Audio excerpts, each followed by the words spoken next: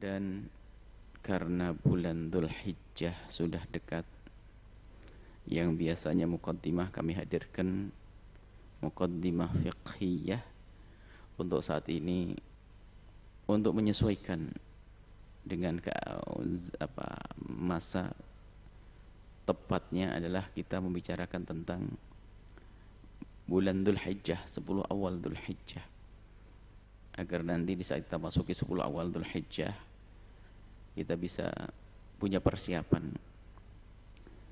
Dzulhijjah adalah salah satu bulan haram, bulan yang dimuliakan oleh Allah Subhanahu wa taala. Dan di dalam bulan Dzulhijjah ini ada hari-hari yang istimewa, yaitu 10 awal Dzulhijjah. Di bulan 10 awal di bulan Dzulhijjah ini terdapat ibadah-ibadah yang tidak ada di bulan-bulan lain. Di antaranya adalah menyembelih kurban,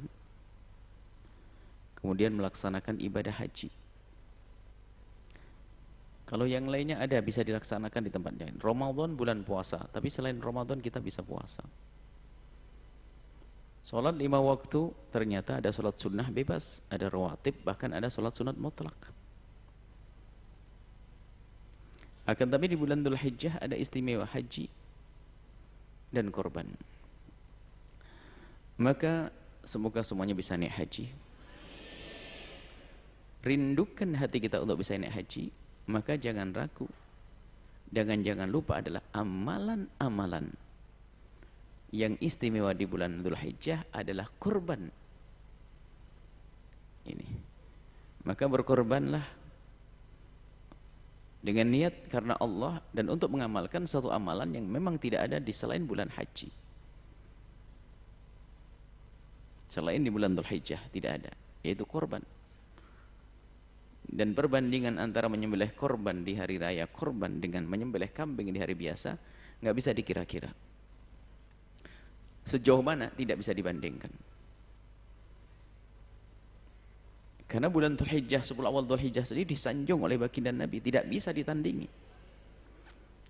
Termasuk sedekah di dalamnya, sholat di dalamnya. Disebutkan dalam hadis Imam Abu Daud dan juga Imam Tirmidzi meriwayatkan dari Sayyidina Abdullah bin Abbas radhiyallahu ta'ala anhu qala, beliau berkata, qala Rasulullah sallallahu alaihi wasallam bersabda, ma min ayyamin, tidak ada hari-hari al-amalus soleh fiha, yang amal soleh, amal baik di hari-hari tersebut, ahabu ilallahi min hadhil ashr, min hadhil ayyam. Tidak ada hari-hari untuk beramal baik yang lebih baik daripada hari-hari ini, al-hadhil ayyam. Dijelaskan oleh perawinya, yakni al-ashrah, ayyamil ashri. Tidak ada hari untuk beramal baik yang bisa melebihi daripada hari-hari 10 awal Dzulhijjah. Salat fardu di selain Dzulhijjah istimewa, tapi di saat dilakukan di 10 awal Dzulhijjah semakin istimewa. Nggak bisa dibanding. Salat sunnah, maka amalan-amalan baik yang bisa dilakukan di luar Dzulhijjah, maka hendaknya ayo kita bawa di 10 awal Dzulhijjah. Menyantuni fakir miskin, membantu masjid, pesantren, silaturahim, berpuasa, memperbanyak sholat, zikir, sholawat dan seterusnya. Berbanyak karena umum amal soleh di sini tidak ditentukan oleh baginda Nabi, semua amal soleh, makanya tidak bisa dibanding.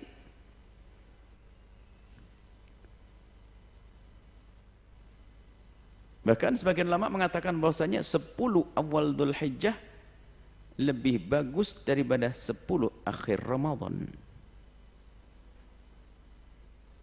Menangnya 10 akhir bulan Ramadan ada Lailatul Qadarnya, tapi 10 awal Dzulhijjah ada bulan hajinya. Ada amalan hajinya. Jadi 10 awal Dzulhijjah sangat istimewa. Maka mulai dari hari awal ayo kita tingkatkan ibadah kita seperti di 10 akhir Ramadan kita meningkatkan ibadah kita. Dan semestinya seperti itu. Kalau salafun saleh sibuk sudah dari hari begini ini, beberapa hari kemudian jauh-jauh sebelumnya sudah mempersiapkan segalanya. seperti mempersiapkan di saat memasuki 10 akhir bulan Ramadan. Kemudian sahabat Nabi bertanya, walal jihad fisabilillah, ya Rasulullah, tidak bisa mengalahkan termasuk jihad? Jihad nggak bisa mengalahkan amalan-amalan di 10 Dzulhijjah? Walal jihad fisabilillah, termasuk jihad nggak bisa menandinginya.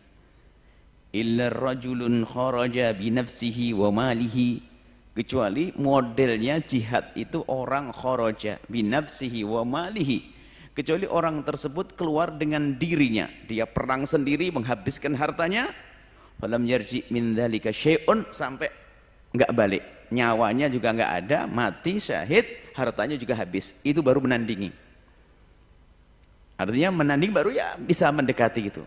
Jadi artinya 10 awal Dzulhijjah ini sangat istimewa. Maka mari kita persiapkan, tingkatkan sedekah, berbuat baik. Yang rindu untuk bersedekah, yang punya rizki, keluarkan. Seperti kalau di Ramadan kita bergegas untuk beramal baik, jangan ragu di 10 awal Dzulhijjah ini kita meningkatkan ibadah-ibadah kita. Dan orang yang faham makna ini, mereka akan menjadikan 10 awal Dzulhijjah adalah seperti hari raya dalam ibadah. Maksudnya betul-betul ditingkatkan ibadahnya. Kemudian jangan lupa juga di 10 awal Dzulhijjah nanti tanggal 9-nya. Jadi kita bisa berpuasa di tanggal 1. Puasa begitu saja. Yang ketemu hari Senin puasa Senin, hari Kamis Kamis, kalau tidak ya puasa begitu saja. Istimewa. Tapi jangan lupa, yang sangat istimewa ini adalah tanggal 9, hari Arafahnya. Jangan sampai tanggal 1, 2, 3, 4, 5, 6, 7, 8 puasa, 9-nya enggak. Ini keblinger, bukan keblinger, maksudnya ketuker.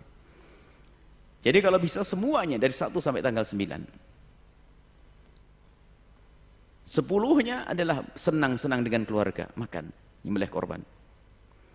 Lengkapilah amalan-amalan ini. Korban, kalau belum bisa satu keluarga nyembelih korban semuanya, paling tidak menyembelih 1 korban untuk menggugurkan sunnah kifayah. Dan pahalanya puasa Arafah luar biasa besar. Shaumu Arafata, puasa di hari Arafah. Ahtasibu 'alallahi ayyukaffira sanata allati qablahu wa sanata allati ba'dahu. Jadi kata baginda Nabi dalam riwayat Muslim, berpuasa di hari Arafah itu aku berharap Allah mengampuni dosa yang lalu dan yang akan datang. Allah.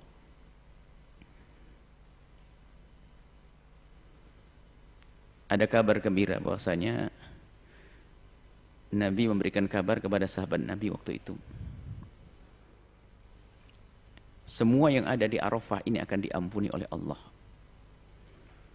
Berkata sahabat Nabi, ya Rasulullah, alana, untuk kami saat ini, liman ja'a ba'dana, atau untuk orang yang datang setelah kami ya Rasulullah? Dijawab Rasulullah, semua yang datang wukuf di Arafah saat ini akan diampuni oleh Allah, dan siapapun yang datang di Arafah untuk wukuf, mereka akan diampuni oleh Allah. Semoga kita bisa wukuf di Arafah. Sahabat Nabi kan dididik Nabi untuk mencintai saudara-saudaranya. Apa? Sahabat Nabi, ya Rasulullah, terus yang di luar keluarga kita yang nggak bisa datang sini bagaimana? Nabi menjawab, ada caranya. Shaumu Arafah, puasa di hari Arafah agar diampuni oleh Allah Subhanahu wa taala. Maka nanti disiapkan untuk puasa di hari Arafah. Jangan sampai kita tidak puasa sebisa mungkin. Yang punya utang bayar utang dulu. Dalam mazhab jumhur, dahulukan utang, nanti mendapatkan pahala Arafah. Tapi menurut mazhab Imam Abu Hanifah, mengkhususkan untuk asalkan masih ada dugaan dia bakal hidup, masih ada waktu, didahulukan sunnah Arafahnya. Begitu besarnya sunnah Arafah. Tapi kalau mazhab kita, puasa saja Arafah, puasa saja. Kalau yang punya utang, bayar utang, dipastikan Arafah, dapat pahala. Ngutang, bayar utang, dapat pahala Arafah. Ini adalah di puasa di Arafah, Masya Allah, amalan-amalan. Kemudian juga, ini singkat insya Allah, biar perbanyaklah semua amal-amal, dan juga perbanyak amal-amal yang Yang diajarkan Nabi, dianjurkan Nabi dalam hadis bahwasanya Nabi mengatakan, tambahan riwayat daripada tadi, tidak ada hari yang lebih bagus untuk beramal di bulan 10 awal Dzulhijjah ini, tidak ada amal yang melebihi, tidak ada hari yang lebih baik daripada 10 awal Dzulhijjah. Lalu Nabi mengatakan, fa'aktsiru fihinna tahlila wat takbira wal tahmida, maka perbanyaklah di 10 awal Dzulhijjah ini, selain daripada yang haji, yang ihram tadi, memperbanyaklah kita tahlil, takbir, tahmid. Ada tahlil, takbir, tahmid itu ada dua model. Yang pertama adalah subhanallah walhamdulillah wa la ilaha illallah wallahu akbar. Dan nanti di hari takbir seperti takbir yang biasa kita baca, Allahu akbar, Allahu akbar, Allahu akbar, la ilaha illallah wallahu akbar, tahlil. Allahu akbar takbir, la ilaha illallah akbar, Allahu akbar walillahil hamd, tahmid. Jadi antara itu subhanallah alhamdulillah wa la ilaha illallah wallahu akbar. Nah ini kemudian selagi masih bisa menghimbau orang tuanya untuk bisa, mungkin rizkinya ada, orang tuanya jangan ragu nak korban. Bicara kepada orang tuamu yang mampu, orang tuanya, abah korban enggak? Saya pengen korban kalau ada rizki. Korban, ada keutamaan yang luar biasa.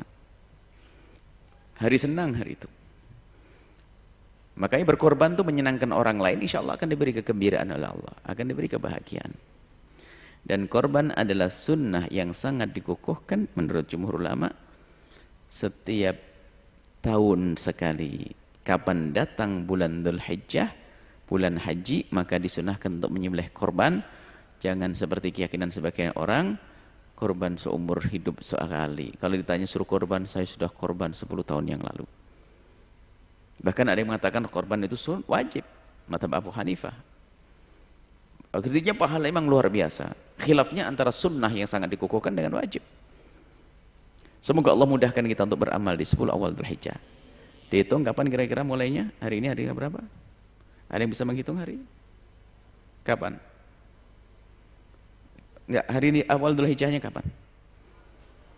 Hari malam Rabu. Malam Rabu, ya. Kalau tidak ada perbedaan, tolong dipastikan lagi. Hari itu kita tingkatkan ibadah kita, zikir kita, sedekah kita, puasa kalau bisa. Kecuali penuntut ilmu yang masih punya kewajiban belajar, ya dikira-kiralah puasanya. Jangan sampai gara-gara puasa nggak sholat jamaah maghrib, di kelas ngantuk, lah ini kacau namanya. Nah, nggak begitu. Hari tetap jadi kualitas belajarnya sama tetap. Sebab belajar juga di 10 Dzulhijjah ya istimewa, pahalanya gede. Jangan gara-gara puasa lu berantakan semuanya. Sampai para ulama mengatakan, mana lebih bagus jika saya harus puasa Senin Kemis tapi pasti jamaah maghribnya hilang. Dahulukan jamaah maghrib dan tidak usah puasa Senin Kemis. Karena keutamaannya sholat berjamaah tidak bisa dikira-kira. Kan ada orang puasa rajin tapi jamaah tidak pernah mikir, kan begitu. Nah ini salah paham itu. Baik, sampai di sini insyaallah.